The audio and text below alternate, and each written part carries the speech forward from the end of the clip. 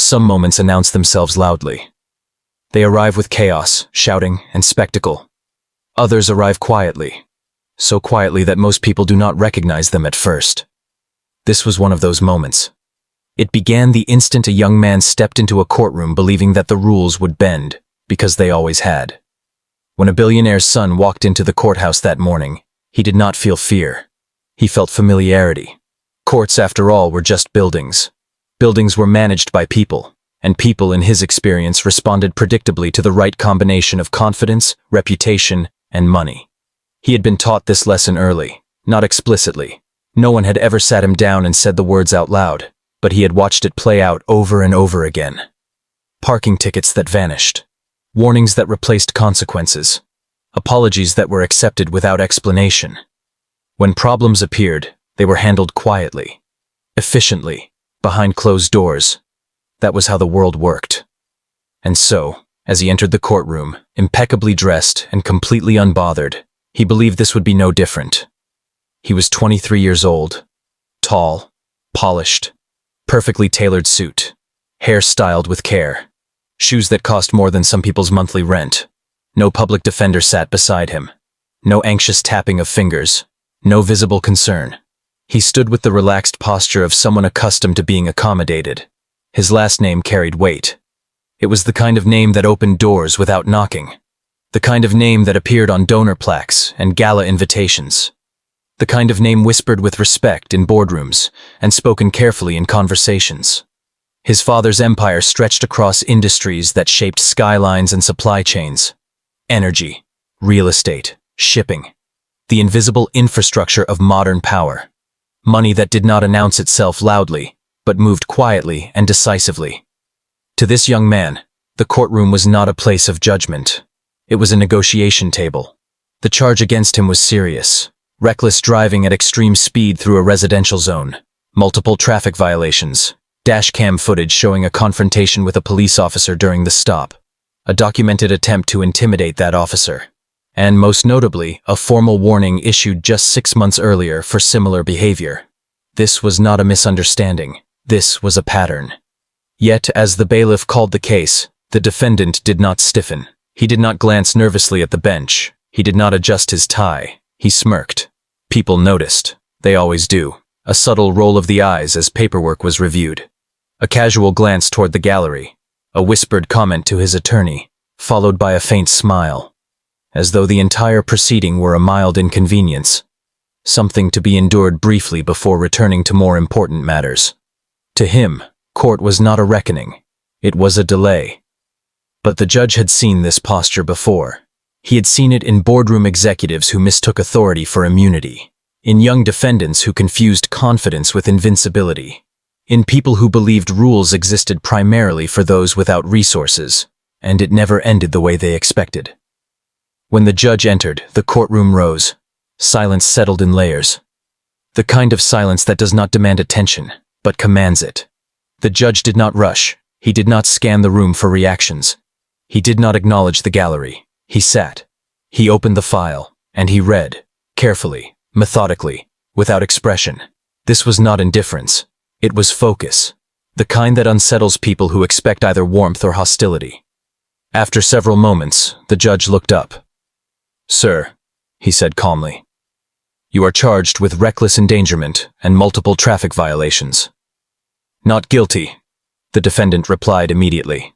Too immediately. There was no pause, no consultation, no hesitation.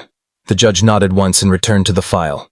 Dashcam footage, speed readings, officer statements, prior warnings. Each piece of evidence stacked neatly, unemotionally, like facts waiting to speak for themselves. The defendant's attorney rose and began a carefully measured defense. He spoke of youth, of inexperience, of a momentary lapse in judgment.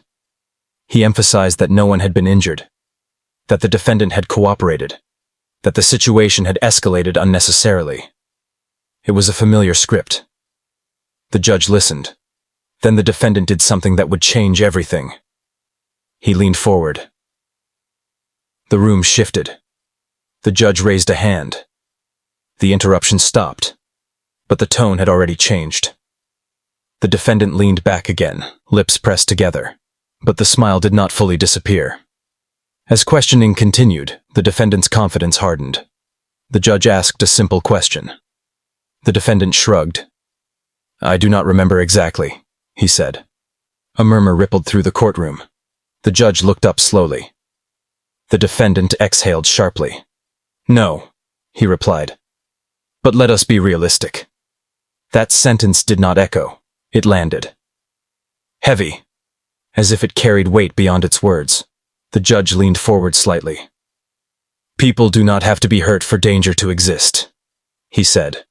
The defendant glanced at his attorney, then back at the bench. "This does not need to be a whole thing," he said. The judge paused. He asked, and that was the moment the air changed. The defendant straightened his jacket, lowered his voice, and spoke the words that would follow him long after he left the courtroom. The silence was absolute.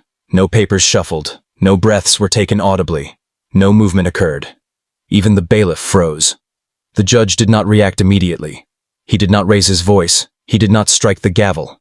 He simply looked at the defendant. "Repeat that," he said. For the first time since entering the room, the defendant hesitated. "I meant fines," he said quickly. "Donations." The judge turned slightly. The defendant's smile vanished. "That is not what I meant," he said. But the words had already been spoken. The judge addressed him directly. "This courtroom is not a marketplace," he said. "Justice is not for sale." The defendant shifted his weight. "I am willing to pay any fine," he said. The judge leaned back. "No," he replied calmly. The air felt heavier now. The defendant swallowed. For the first time, his posture changed. For the first time, the balance of power had shifted. The judge glanced at the clock. 30 seconds, he said. Confusion flickered across the room. The attorney whispered urgently. The defendant stared forward, jaw clenched. The judge spoke, listing facts without emotion. Speed, prior warnings, endangerment, disrespect for the court, attempted influence. Each word closed another door. When he finished, the clock had nearly run out. The judge lifted his eyes. He paused. The room held its breath. Gasps erupted. The defendant's face drained of color. "Additionally," the judge continued, "your driving privileges are suspended for 18 months. You will attend court-mandated safety programs." The gavel struck once. 30 seconds. That was all it took. Outside, cameras waited, but the defendant did not stop. He walked past them, head down. The fine was paid. The license was revoked. The story traveled fast. And for once, money did not soften the outcome. The judge returned to his chambers. Another case concluded. Another reminder delivered. Justice does not bend to arrogance. It does not negotiate with entitlement. And it does not recognize status as a defense. For everyone watching, the lesson was unmistakable. Power does not come from wealth, it comes from accountability. And in that courtroom, justice spoke louder than money ever could.